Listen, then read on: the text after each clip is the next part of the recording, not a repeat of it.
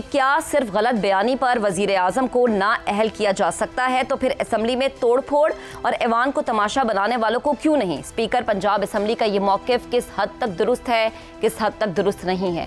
حسن نثار صاحب، سب سے پہلے آپ کی طرف آتے ہیں۔ دیکھیں، بنیادی بات ہے، اگر نادانستہ، لا علمی، بے خبری کی وجہ سے ایسا ہو، یعنی وزیر اعظم غلط بیانی کرے جانتے بوجھتے، تو وہ ظاہر ہے اس منصب کے لیے اس سے زیادہ گھٹیا بندہ ہی کوئی نہیں۔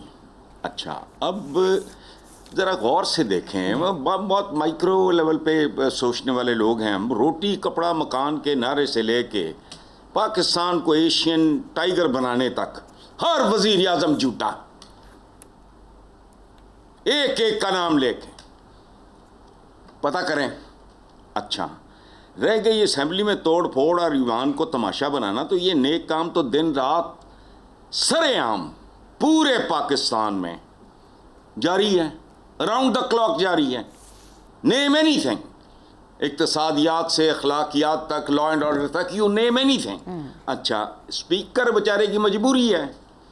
ہمارے ہاں یہ اسپیکر یہ بہرحال ایک اور طرح کی سیاسی ملازمتیں ہوتی ہیں، سوچے سمجھے بغیر بات برائے بات ہانک دی ہے یا مجبور ہے، کیا کرے یار؟ کون سے انہوں نے وہاں بم پھوڑ دیے ہیں کہ دہشت گردی کر لی ہے، فلانا کر لی ہے؟ جو ریل ویلنز ہیں اس ملک کے، اس کی طرف تو کوئی آنکھ اٹھا کے نہیں دیکھتا ان کی طرف۔ چلیں، کافی یہی ہے۔ لیکن حسن صاحب، وہ یہ کہہ رہے ہیں نا کہ غیر پارلیمانی الفاظ کا استعمال ہونا، خواتین موجود تھیں، اس کے بعد نازیبا ان کے اس دوران الفاظ کا استعمال ہونا، یقیناً یہ کوئی جمہوری حق تو نہیں ہے۔ تو اس میں ہم کیا سمجھیں کہ اسپیکر جو ہے وہ غیر جانبدار ہے یا کسی مخصوص سیاسی ایجنڈے کی طرف ہے؟ سنیں، غیر پارلیمانی الفاظ، یہ اس جملے پہ غور کرو۔ یہ لوگوں میں جو بھوک ننگ اس ملک کو ٹیکسستان بنایا ہے، یہ غیر پارلیمانی الفاظ کو گولی مارو، غیر پارلیمانی اعمال کی طرف توجہ دو۔ کیا کیا ہوگا انہوں نے میکسیمم؟ پورے ملک میں غیر پارلیمانی، یہ بجٹ پارلیمانی ہے، تجویز ہوتی ہے، یہ بالکل غلط ہے۔ لیکن بہرحال ٹھیک ہے، جو ٹھیکا ٹھوکا ہے ان کے پاس جب تک ہے، مجبوریاں ان کی سچ نہیں ہیں، ان میں سے کوئی بات سچ نہیں ہے سوائے اس کے کہ لوگ بھوکے ننگے بے روزگار اور بے آسرا ہیں۔ بس پاکستان کے معاملے میں صرف ایک سچ ہے جو میں نے عرض کر دیا۔ صحیح، ٹھیک ہے۔ شہزاد صاحب، آپ کی طرف آتے ہیں۔ کیا اسپیکر کے پاس واقعی اتنے لامحدود اختیارات ہوتے ہیں، جیسا کہ وزیر قانون بھی کہہ رہے ہیں، کہ وہ جب چاہیں جسے چاہیں معطل کر دیں؟ ہم معطل کر سکتے ہیں، لیکن کچھ عرصے کے لیے نا۔ یہ اس طرح کے ان کے اختیارات تو نہیں ہے کہ کسی کو ممبرشپ سے ہٹا دیا جائے۔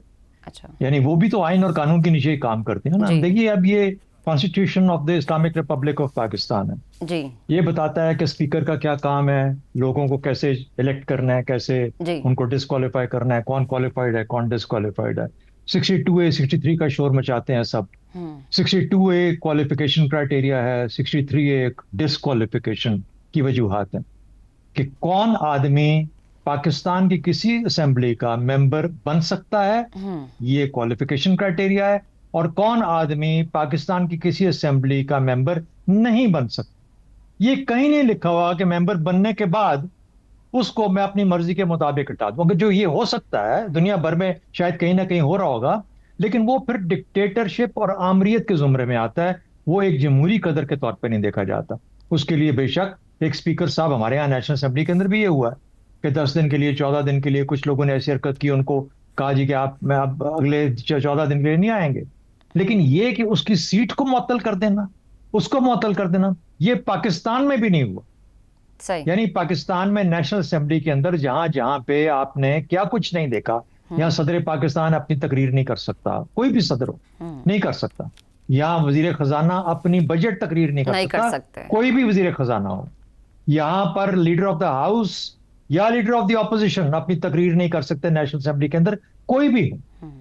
اور یہ ہمارے سامنے روزانہ اسکرینز پہ پلے آؤٹ ہو رہا ہوتا ہے۔ اس وقت وہ اگر سب کو ہٹا دیا جائے تو یہ تو ہمارے ہر ایوان، ایکچولی ان ایوانوں کا جو علاج ہے وہ یہی ہے کہ ان کو خالی کر دیا جائے، ان سب کو معطل کر دیا جائے، کیونکہ یہ اس قابل ہے ہی نہیں کہ وہاں پہ بیٹھیں۔ کیونکہ اگر یہ بیٹھتے تو پاکستان کا بھلا ہوتا، پاکستان کہاں سے کہاں پہنچ چکا ہوتا۔ پاکستان تو بدقسمتی سے ان جگہوں پہ پہنچ چکا ہے گہرائیوں میں جہاں پر کہ پاکستان کے عوام رو رہے ہیں اپنی قسمت کو کہ یار یہ ہم کہاں پہ آ کے بیٹھ گئے.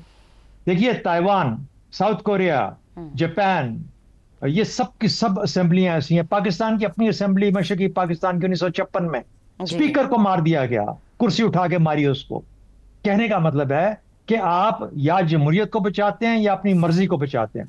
اگر جمہوریت کو بچانا ہے تو جمہوری روایات کا پاسداری کرنی پڑے گی اور اس آئین اور قانون کو لے کے چلنا پڑے گا. اس آئین اور قانون کے مطابق اسپیکر کے پاس کوئی حق نہیں ہے کہ کسی سیٹ کسی آدمی کو ڈی سیٹ کر سکے. تیسری بات، ایک فائنل بات کروں گا، کورٹ آف کمپیٹنٹ اتھارٹی.